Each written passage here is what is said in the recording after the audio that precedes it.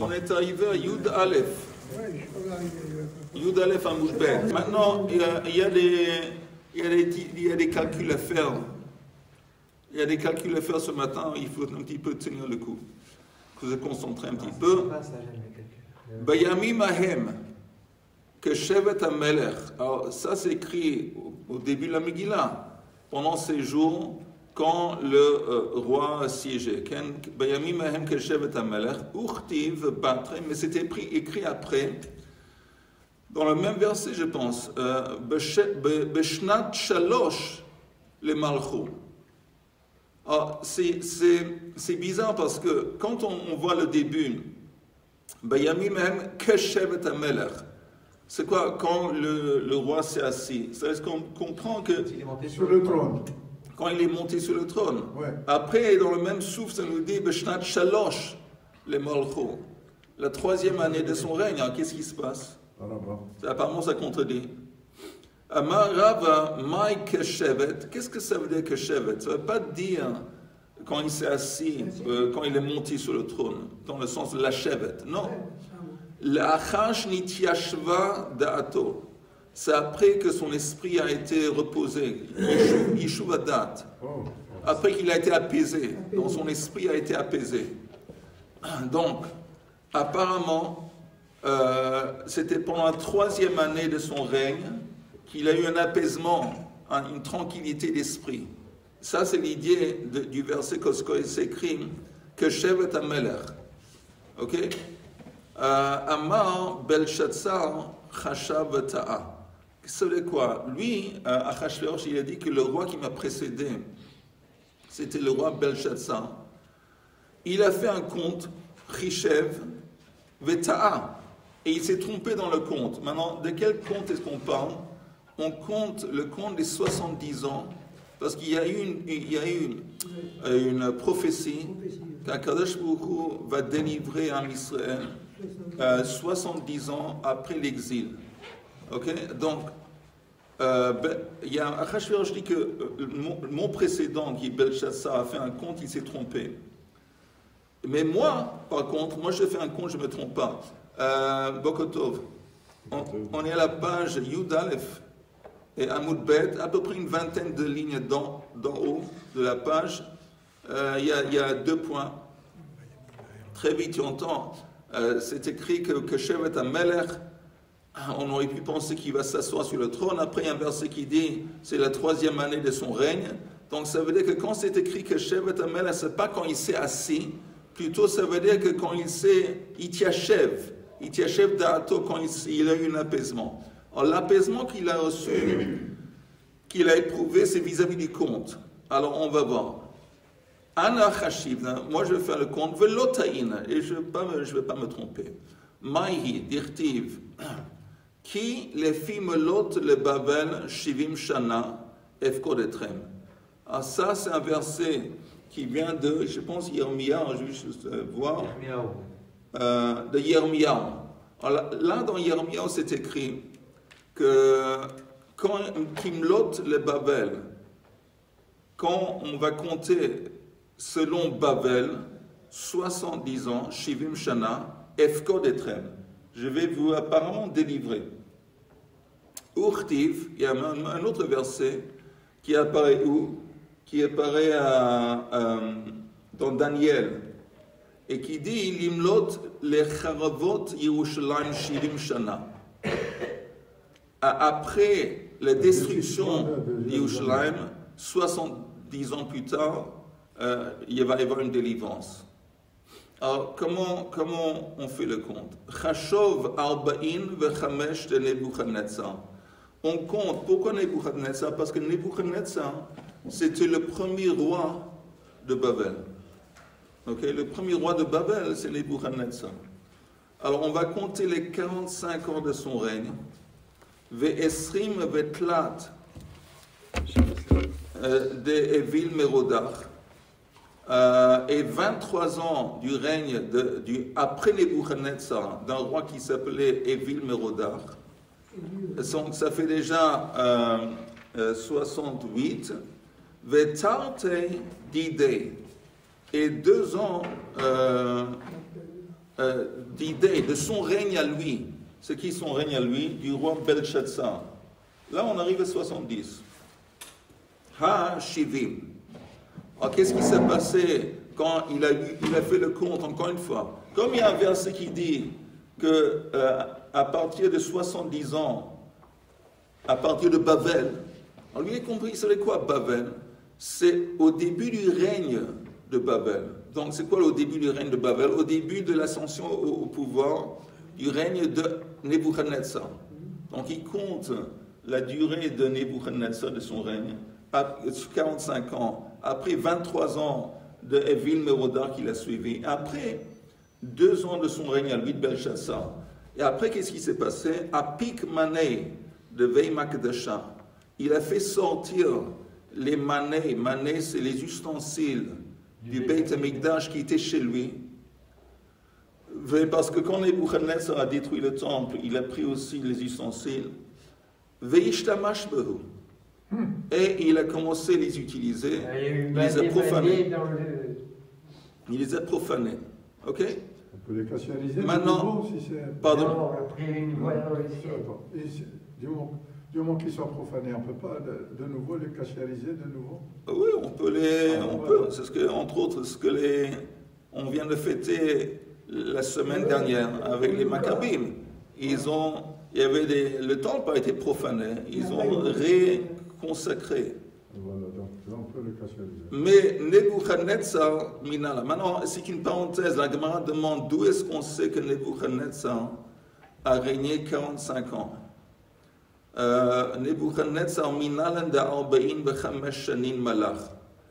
De Amar Galou Beshiva. Maintenant, ça vient où ça? Ça vient de. Attendez une seconde. Ça vient de Daniel.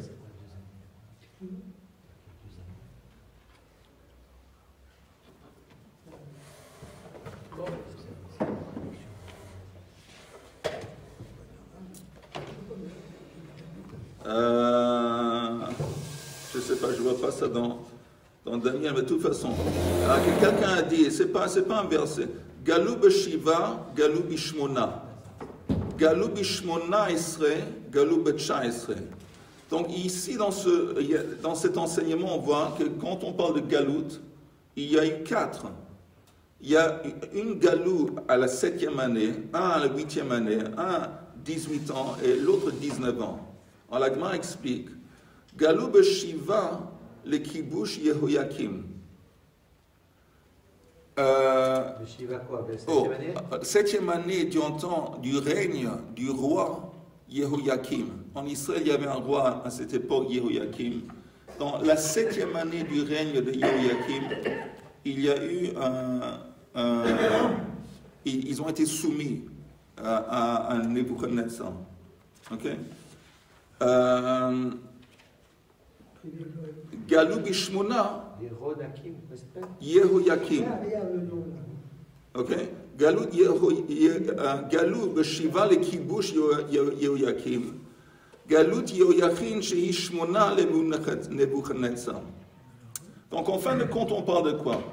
On parle de l'exil du fils de Yehoyakim qui s'appelait Yehoyachin.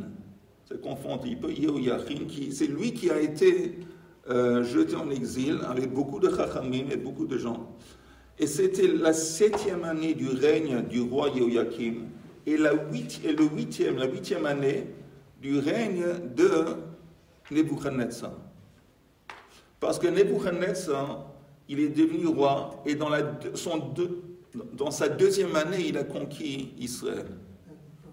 Donc, je répète, quand il y a un verset qui dit il y a un exil 7e année, 8e année, ça veut dire 7e année, quand je compte le règne du roi en Israël, Yehoyachin, dans sa 7e année, Yehoyakim. C'est le père d'abord. Le père, c'est dans la 7e année de son règne. C'était en fin de compte l'exil de Yehoyachin. Et ça s'est passé dans la 7e année du règne de Yehoyakim, qui était la 8e année du règne de Nebuchadnezzar. Okay, donc ça c'est 7 et 8. Maintenant, quand on a dit Galou Bishmona Esrei, c'est quoi 18? le Kibush Yehoyakim. Encore une fois, il y a eu à nouveau un autre galoute à la fin, mamash à la fin du règne de Yehoyakim. Du premier temple, et c'était au temps de c'était 18 ans, quoi 18 ans, vis-à-vis du règne de Yehoyakim. On avait dit avant, il y avait le galout Yehoyachim, septième année du règne de Yehoyakim. Maintenant, 18 ans plus tard, dans le règne, il y a eu encore une fois à nouveau un galout de quoi? De Tzidkiyahu. Et encore une fois, vis-à-vis de Nebuchadnezzar, ça fait 19 ans. Parce qu'on avait dit encore une fois, si on regarde le règne de Nebuchadnezzar, il est venu au pouvoir 1 an avant qu'il a envahi Yehoyakim. Donc, quand on dit tout le temps selon le règne de Yehoyakim, il faut ajouter 1 an pour calculer vis-à-vis du règne de Nebuchadnezzar. Donc, à la fin, Tzidkiyahu, qui était la deuxième, encore une fois, vous entendez, il y a eu deux exils. Il y a eu le premier exil, c'était au temps de Yehoyachim. Ok? Ça, c'était la 7e année du règne de Yehoyakim, la 8e année du règne de Nebuchadnezzar. Plus tard, il y a eu à nouveau un autre exil, l'exil de Tzidkiyahu. Ça, c'était mamash la fin. Et ça, c'était la 18 ans à partir du règne de Yehoyakim. Il ne régnait plus, mais si on compte à partir du règne, 18 ans, et 19 ans, selon le règne de Nebuchadnezzar. Ça, c'est l'idée en gros. Maintenant, on peut regarder ça dans un Rashi. Regardez le Rashi qui dit Galou b'Shiva, Galou b'Shmona. C'est à droite, c'est le Rashi. Normalement, il est uniquement à gauche, ici, il est à droite aussi. À droite, Galou b'Shiva, Galou b'Shmona. Vous avez Chad Galoutu. Il est en fin de compte, quand on parle il y a un exil de 7, un exil à 8, on parle du même exil. Chad Galoutu, Vekra Kadarish, Ktiv Begalut Yehoyachin, Beshnat Shmona, le Malchut Nebuchadnezzar. Dans l'exil du roi Yehoyachin, c'était la 8e année de Nebuchadnezzar. Besof Sefer Melachim. Ça apparaît à la fin de Sefer Melachim, ou Besefer Yirmiyahu, Besofo Asher Higla Nebuzaradan, Bishnat Sheva. Là-bas, on parle du même exil de Yehoyachim, mais là, on dit la 7e année. Elle a shmoné le Malchut Nebuchadnezzar, Besheva le Kibush Yehoyakim. Attends une seconde, Sheke Vasho Tartav, Beshana Shnia le Malchuto, V'lo Iglau, Ve'yehilo Eved Shalosh Shanim. Qu'est-ce qui s'est passé à Yehoyakim, le père? Il n'a pas exilé le père. Le père a été soumis, il était Eved à Nebuchadnezzar pendant 3 ans. Après que 3 années se sont écoulées, il a fait un Mered, il a fait une rébellion pour 3 ans. Après que la rébellion a été brisée par Nebuchadnezzar, il y a eu l'exil de Yehoyachim. La 7e année de Yehoyakim, 8e année de Nebuchadnezzar. Et après que Yehoyachim a été exilé, ils ont institué un nouveau roi, Tzidkiyahu, et lui, il a été exilé 11 ans plus tard. 11 ans plus tard, ça veut dire, on ajoute 11 à 7, ça fait 18. Et 11 à 8, ça fait 19, vis-à-vis de Nebuchadnezzar. 18 pour Yehoyakim. Ok, donc, Rashi dit, ça fait Yirmiyahu, Ba'inu chuvot Yerushalayim, shehi 11 shana achar galut Yehoyachim, דכתיב ויהי בה 12 שנה למלך צדקיהו וכולי ומאי 18 ו-19, 18 לכיבוש יהויקים ו-19 למלכות נבוכדנצר. Maintenant, est-ce qu'il y a des questions? Est-ce que c'est pas clair pour quelqu'un? C'est bon. C'est bon. Je dis, il y a plein de rois, mais c'est quoi? En fait, Nabuchodonosor, c'était le conquérant, c'était la vaisseur. Et Yehoyakim, c'était le roi d'Israël. Oui. Il y avait la séparation des royaumes déjà, non?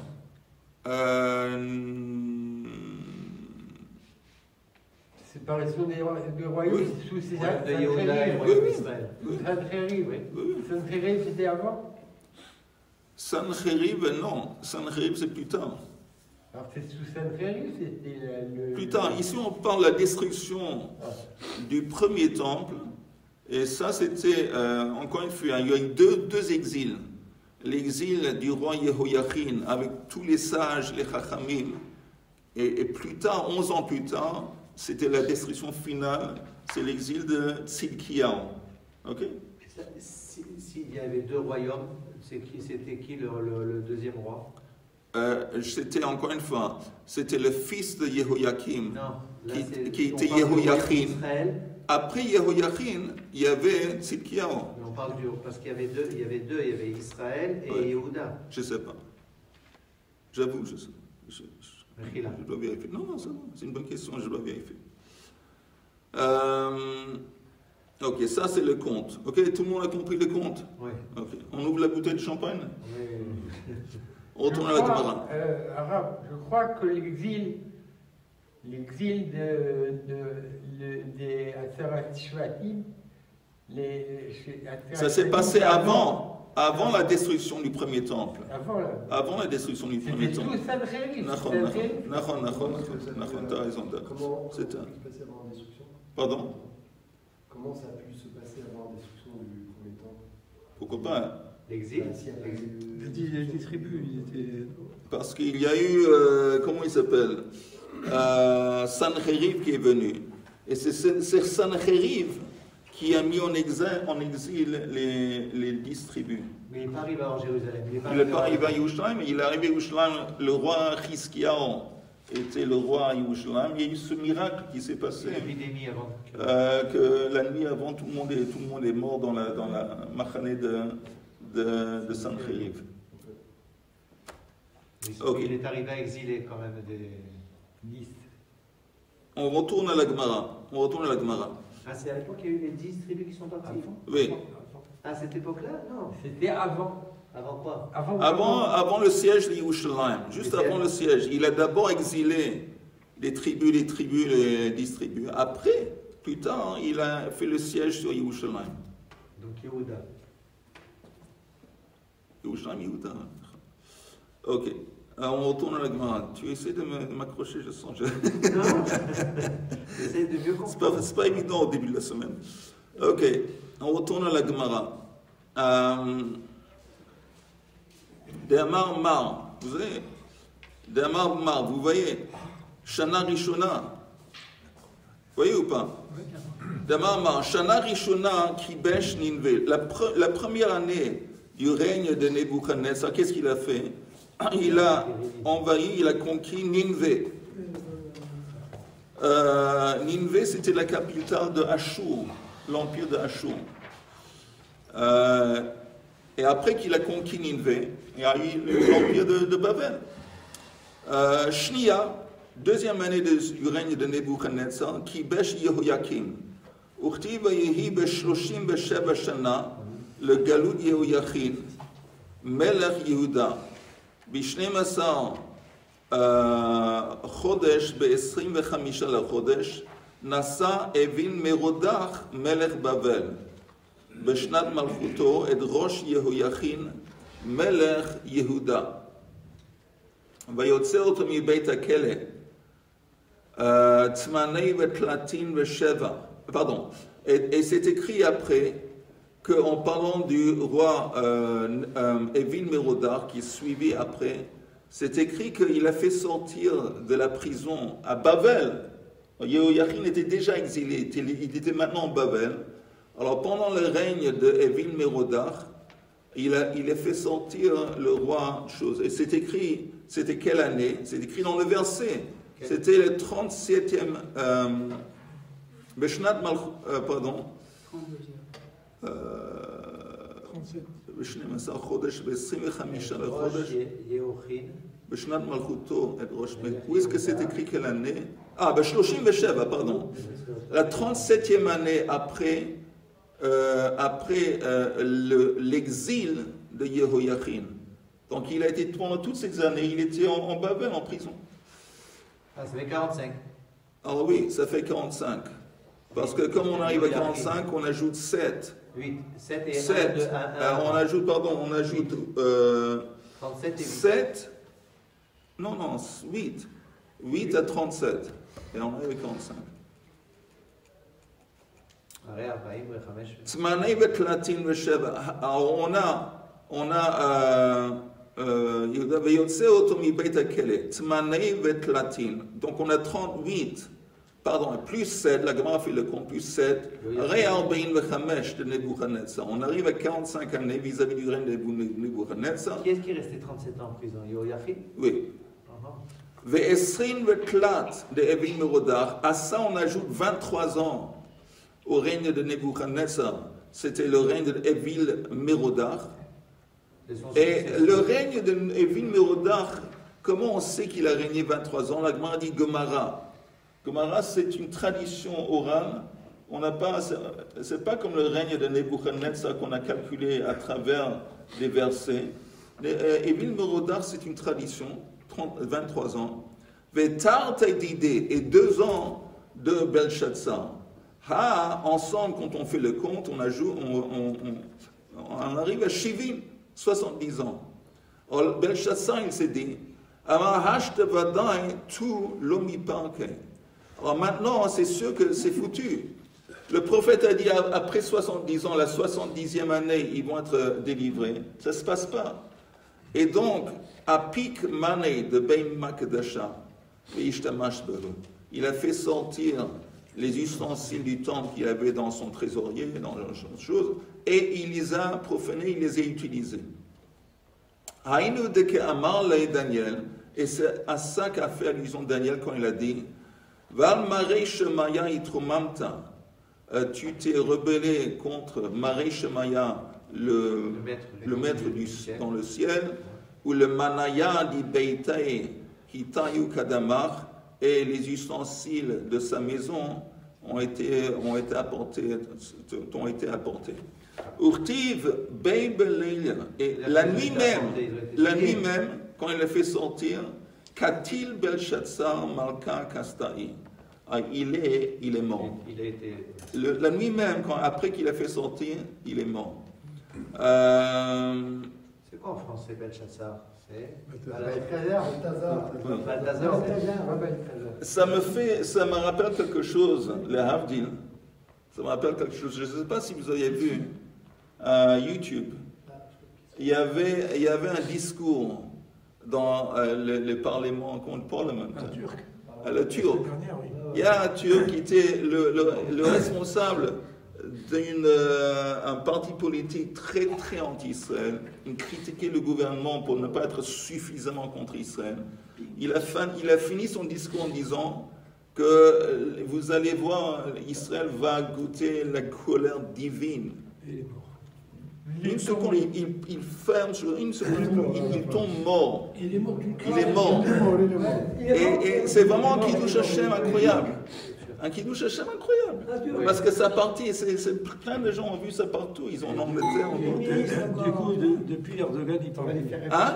Depuis Erdogan, il parle. Ça l'a calmé peut-être un peu, oui. À tous les coups, ils vont dire que c'est les Juifs qui ont fait ça. Mais il est mort. Il est mort. Il a eu un Domlev. Et quelques heures plus tard, il est mort. Mais c'était impressionnant. Il dit, Israël va goûter, va éprouver la colère divine. Et sur le coup, il est mort. Il est mort. La colère divine s'est retournée contre lui. Urtiv, c'est écrit, Daryavesh Mada'a. Maintenant, après le règne, le dernier roi, en fin de compte, le dernier roi de Babel, vous entendez? Shlomo, tu entends? Shlomo, c'est très important. Ouais. Le dernier roi de Babel, c'était qui? C'était Belshazzar. Après le roi qui va venir, après c'est fini. Ça c'est l'empire de la Perse. La Perse et les Mèdes. Mèdes et Perses, ils se sont partagés, c'est à peu près 5 ans. Donc, Urtiv et Darius, Mada'a, de Mède, Kibel Malchuta, que Bar Shanin, Shitin, Vetarten, il avait 62 ans au moment qu'il est devenu roi. Maintenant, Amar Ihu Mita Ta'e, on retourne à Nebuchadnezzar. Nebuchadnezzar qui dit, je vous rappelle, Nebuchadnezzar, je vous rappelle parce que c'est important, que le verset au début de la Megillah, c'est écrit Bayamim Ehem Keshevet HaMelech. Et nous, on aurait pu penser que c'est quoi que Shevet HaMelech quand il est monté sur le trône. Mais non, parce que dans le même verset, c'est écrit B'shanat shalosh malchuto, la 3e année de son règne. Alors c'est quoi que Shevet HaMelech? Les sages, ils disent c'est quoi Shevet? Ityachev da'ato. Il a été encore une fois apaisé dans son esprit. Pourquoi? Parce qu'il a dit, Belshazzar a fait le compte des 70 ans. Lui, il s'est trompé. Moi, j'ai fait le compte. Je vais faire le compte et je ne me trompe pas. Ana chashivna velotaina. Miktiv le malchut Bavel. Il dit, écoute, lui, il s'est trompé parce qu'il a dit 60 ans, il a les 70 ans qu'il a compté, c'est selon le règne de Bavel. Mais ce n'est pas écrit le malchut Bavel. C'est écrit dans le verset de Yirmiyahu. Les Bavel, c'est quoi le Bavel? L'exil de Bavel. Il ne faut pas compter à partir du règne de Nebuchadnezzar. Il faut commencer à compter à partir de quand? De l'exil de qui? Yehoiachin. Yehoiachin qui était 7 ans plus tard. Maïle Bavel et Galout Bavel. Kama Batsiran, qui était 8 ans plus tard, parce qu'on doit compter selon le règne de Nebuchadnezzar. Alors combien d'années manquent? Vous savez combien d'années il faut rajouter? Kama Batsiran, Tmane, 8. Chashiv Ayel, Chilufayu, Chade de Belshazzar. Maintenant, il va ajouter maintenant 1 an du règne de Belshazzar. La 3e année de Belshazzar. Vechamesh de Daryavesh le Koresh. Et il va ajouter à cette année les 5 années du roi de Daryavesh et qui a été suivi par Koresh. Vetartei Didei. Et 2 ans du règne de Achashverosh.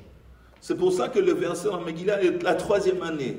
La 3e année du règne d'Achashverosh, selon lui, c'est là que se finissent les 70 ans. Et c'est là qu'ils se sont... Koresh, il a donné la permission à... Oui. Mais après qu'il a donné la permission, après un peu de temps, en se basant sur la shonara des habitants qui étaient ici en Israël, il a stoppé la construction. Et ça a été stoppé. Donc, Hashivin, la 3e année du règne de Hachverosh, on arrive à 70 ans. Kevan de Chaz et de Malou Shivin, une fois qu'il a vu que les 70 ans se sont complétés, Velo Ifrouk, les Juifs n'ont pas été délivrés. Amar Hashte Vadai, tout l'omiparke. Il dit, bon, là je vois qu'ils ne vont plus être délivrés. Apik Manei de Beimakdasha, et je vais faire sortir à mon tour les ustensiles du temple, et il a commencé à les utiliser c'était pendant le festin. Bas Satan veriket beinehen. Sur le coup, Satan est venu, il a dansé parmi eux, veharaget Vashti, et il a tué Vashti. Alors la Vashti, la femme de Achashverosh, qui était la fille de Belshazzar, et qui était la petite fille de Nebuchadnezzar. Pourtant, on dit que c'est Achashverosh qui avait tué Vashti. Ah ouais? Oui. Mais c'est quand on dit le Satan qui lui a Bilbel Roche, qui lui a fait entrer dans sa tête en lui demandant d'apparaître nu devant tout le monde. Même cette demande, c'est une demande à côté de la plaque. Et puis, bon. L'Agma dit, mais attends, Shapir Hashiv, pourquoi il s'est trompé? Apparemment, le compte qu'il a fait, c'est un bon compte. Or, comment est-ce qu'il s'est trompé? Shapir Hashiv, il a bien compté. Ihu Nami Mita Tae. Non, lui aussi, il s'est trompé.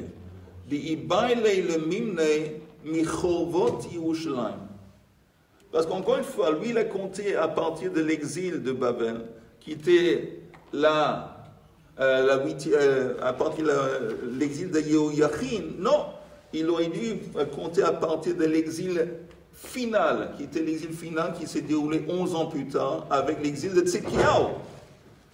Là, c'était son erreur. Alors, la Gemara dit, sauf Kama Betsiran, à Chatzre. Il y a combien d'années qui manquent jusqu'on arrive à se compléter 70 ans? Si on va compter maintenant à partir de l'exil de Tzidkiyahu, 11.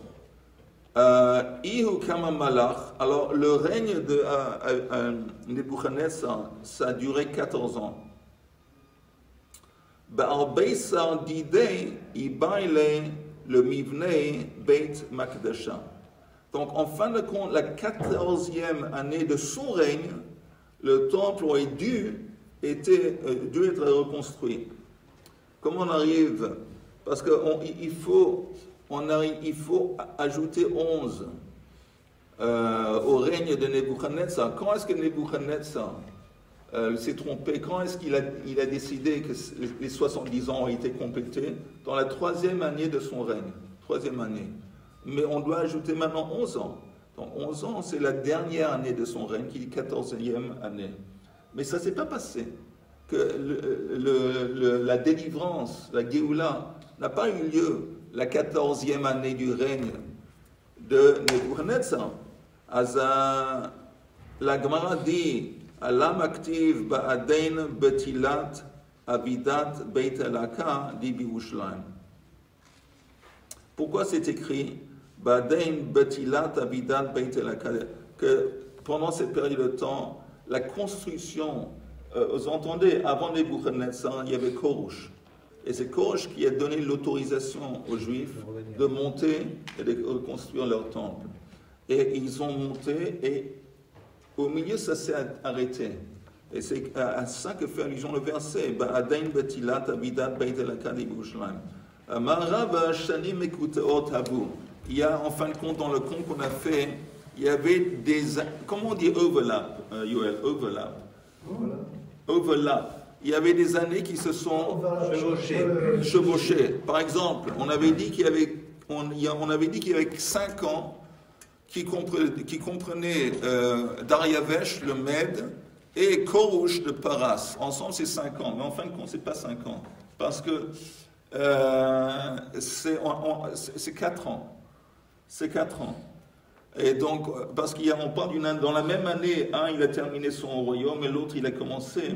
Et nous, on a compté ça comme 2 ans. Mais en comptant le règne de ce roi, le règne de ce roi, c'est pas 2 ans. C'est la même année dans laquelle un, il a fini son règne, et l'autre, il a commencé son règne. Donc, il y avait 1 an qu'il faut ajouter, il y avait un autre an qu'on va ajouter quelque part d'autre, et là, il savait qu'il faut ajouter encore 2 ans. Alors, si on ajoute encore 2 ans, là, on arrive à la délivrance. Parce qu'il y a eu le Korouch, ou Dariavesh, on va voir, qui lui a dit finalement après qu'il dit bon, vous pouvez reconstruire, vous pouvez recommencer à construire le temple, et voilà.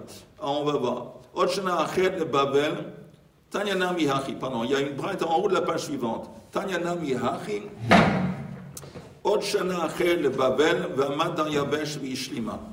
Et donc, c'est au temps de Dariavesh que Rashi dit de Beshnot Nebuchadnezzar ve'evil merodach nivla ashana. Donc, vous entendez, il y a une année, quand on parle du roi Dariavesh, le Mède et Korouch, qu'en fin de compte, c'est une année, pas 2.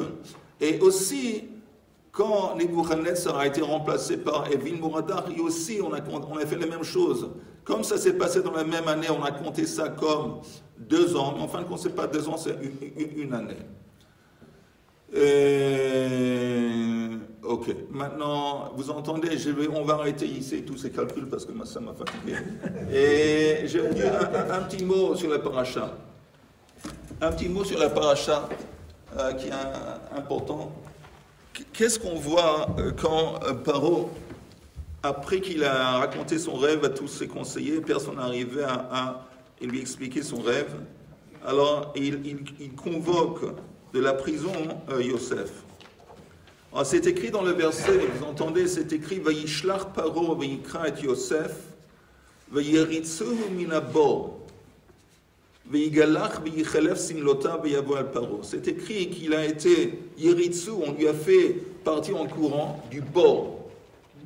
Bon, maintenant, ce qui est intéressant, c'est que la paracha précédente, tout le temps, la Torah dit qu'il a été mis de Beit HaSohar. C'est écrit, je vous lis les quelques versets. C'est écrit ויקח אדוני יוסף אותו ויתנהו אל בית הסוהר מקום אשר אסירי המלך אסורים ויהי שם בבית הסוהר וישם את יוסף ויית אליו חסד וייתן היחיד בעיני שר בית הסוהר. tout le temps c'est בית הסוהר, בית הסוהר, בית הסוהר. Alors ma pitoum, pourquoi maintenant quand on dit que Yosef, on lui a fait sortir, on lit pas dans la Torah qu'on lui a fait sortir du Beit HaSohar, du bord. Alors, c'est quoi le bord ici, duquel il a été sorti? Ça fait allusion du bord dans lequel il a été jeté par ses frères. Alors la Torah est en train de nous dire que le grand traumatisme dans la vie de Yosef, c'était à ce moment-là, où il a été déraciné violemment de sa famille. Il a été jeté en esclavage dans cette fosse, dans ce banc. Pour lui, pour Yosef, c'était le grand moment de traumatisme dans sa vie. Mais la Torah est en train de nous dire, mais tu sais quoi? Souvent, avec le temps, on se rend compte que le traumatisme, c'est le basis, c'est la base de notre délivrance. C'est à cause du banc. Pourquoi? Parce qu'il a été catapulté à partir de la prison. Il a catapulté et est devenu l'homme, à part Paro, l'homme le plus puissant en Égypte. Il faut le faire. C'est lui qui a dirigé l'Égypte. Parce que dans la prison, il a rencontré les deux ministres, Sarah Mashkim et Sarah Ophé. Et il a les rêves.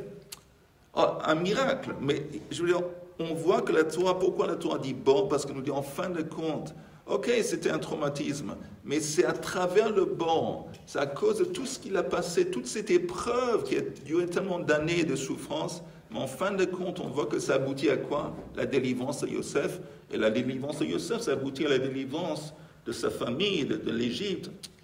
Et pour nous, c'est une leçon importante, que quand on regarde les épreuves que nous, on passe dans la vie, il faut aussi comprendre que aussi bien, comment dire, tant aussi, Kamaché c'est caché.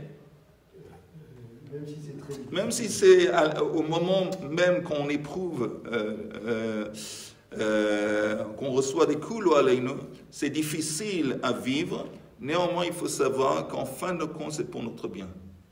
Comme avec le bord pour Yosef. Et un autre petit mot sur le même thème. Quand Paro décrit son rêve à Yosef, on voit qu'il change. Il change de ce qu'il a vu, la Torah dit. Parce que quand la Torah parle des mauvaises vaches qui ont avalé les bonnes vaches, qu'est-ce que la Torah dit?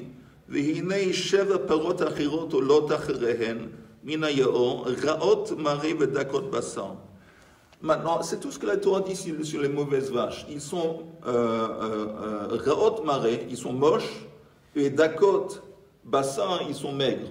C'est l'opposé des bonnes vaches. L'opposé. Les bonnes vaches, ils étaient yafot maré et briot basar. C'est l'opposé. Mais quand, c'est très intéressant, quand Paro, il décrit le rêve à Yosef, alors qu'est-ce que lui il dit? Écoutez bien, dalot veraot toar meod verakot basar lo raiti chahena bechol eretz mitzrayim la roa. Il met le paquet. Dans la description de Paro des mauvaises vaches, il met le paquet. Il disait, c'était incroyable, ils étaient dégueulasses, ils étaient moches, ils étaient laides, ils étaient... Qu'est-ce qu'on voit? On voit, tu entends, Chaim, qu'est-ce qu'on voit ici? On voit la nature humaine. C'est quoi la nature humaine? Quand nous, on met en relief le mal. Là, c'est la nature humaine. Quand on éprouve de bonnes choses, on passe à côté, comme on a eu quelque chose de bien qui s'est passé. Okay, c'est naturel, on prend ça naturellement. On ne fait pas de ça beaucoup. On l'a aussi, mais c'est d'avant gadon. Quand quelqu'un reçoit une gifle, oh, ça fait mal. Tu n'as aucune idée à quel point ça a fait mal. Et on raconte, on se plonge dans la gifle qui a fait mal. On parle pendant des années. Dramatique. On dramatise le mal. On met en relief le mal. Le bien, ça passe à côté. C'est comme si c'est naturel. C'est faux. Quand il y a du bien qui se passe dans notre vie, on doit se discipliner, on doit se sensibiliser à apprécier le bien, le bon. C'est pas évident que quand on ouvre le frigidaire, il est plein. Et il se fait que le frigidaire est dans notre maison qui nous appartient dans la ville de Yerushalayim en Israël. Tout ça, c'est pas évident. Il y a plein de choses qui sont pas évidentes. Mais pour nous, on passe à côté. Mais quand on reçoit un coup, le coup, et on en parle, on en parle. Ça, c'est la nature humaine qu'on voit dans la Torah à travers... Non, je dis encore une fois, si on prend à cœur ce que la Torah nous dit vis-à-vis du bord de Yosef et de la réaction de Paro aux vaches, ça risque de nous rendre la vie plus agréable à vivre. On va être moins sous le stress. Et on va pouvoir servir Hachem avec plus de joie. Be'ezrat Hashem, bli neder. Mais l'être humain, il n'aime pas souffrir. L'être humain, il veut rien que le bien. C'est pour ça qu'on doit faire un travail sur nous-mêmes. Parce que si on se laisse aller avec notre nature, la nature, c'est la nature de Paro comme nature. On est plus impressionné par le mal que par le bien. Dépressif. On est plus impressionné par le mal que par le bien. Et on devient dépressif. Oui, on est stressé, dépressif, triste. Dépressif, on ne peut pas servir Hachem. D'accord.